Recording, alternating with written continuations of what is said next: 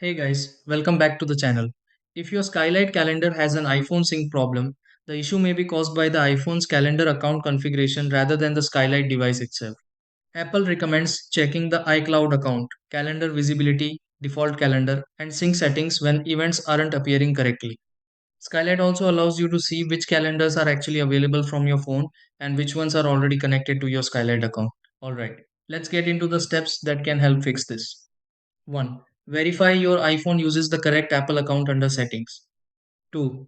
Confirm iCloud calendar is enabled in your iCloud settings.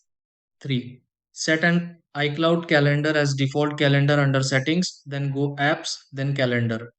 4. Open calendar, then go calendars and make sure the required iCloud calendar is selected. 5. Refresh the iPhone calendar by swiping down on the calendars list. 6. Open Skylight, then My Skylight, then Sync Calendars and check the phone's available calendars.